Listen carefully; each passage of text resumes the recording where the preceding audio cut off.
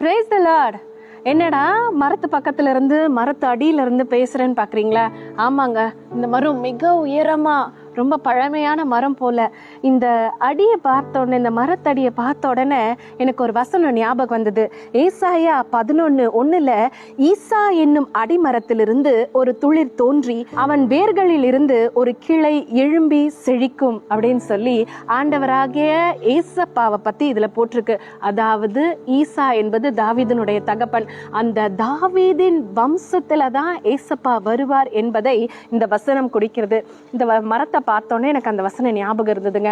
இந்த வசனத்தினுடைய தொடர்ச்சியை நீங்க படிச்சீங்கன்னா, ஞானத்தையும் உணர்வையும் அருளும் ஆவியும், ஆலோசனையையும் பலனையும் அருளும் ஆவியும், அறிவையும் கர்த்தருக்கு பயப்படுகிற பயத்தையும் அருளும் ஆவியும் ஆகிய கர்த்தருடைய ஆவியானவர் அவர் மேல் தங்கி இருப்பார் அப்படின்னு சொல்லி போட்டிருக்கு. அதாவது ஏசப்பா மேல ஆவியானவர் தங்கி இருந்தார். அந்த ஆவியானவர் ஞானத்தை, உணர்வை, அறிவை, பலனை, கர்த்தருக்கு பயப்படுகிற பயத்தை தந்தாருன்னு சொல்லி போட்டிருக்கு. அதே ஆவியானவர் எந்த ஏசப்பா மேல ஆவியானவர் இருந்தாரோ அதே ஆவியானவர் இன்னைக்கு நம்ம மேலேயும் இருக்கிறாருங்க, நமக்குள்ளேயும் இருக்கிறார்.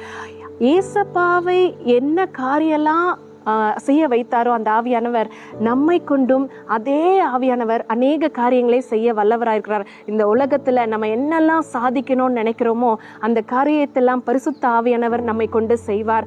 அது மாத்திரமல்ல, நம்மை கொண்டு ஆவியானவர் என்னெல்லாம் செய்ய சித்தம் வைத்திருக்கிறாரோ அந்த காரியங்களை செய்து முடிப்பார். ஞானம், உணர்வு, அறிவு, பலன் இதெல்லாவற்றையும் நமக்கும் தந்து இந்த உலகத்துல சிறந்து விளங்க செய்வார். அதனால ஆண்டவருடைய பிறப்பை நம்ம கொண்டாடிக்கிட்டு இருக்கோம்.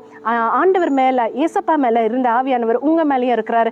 ஏசப்பா செய்ததை காட்டிலும் பெரிய காரியங்களை நாம் செய்யும்படியான கிரியைகளை செய்வார். God bless you all.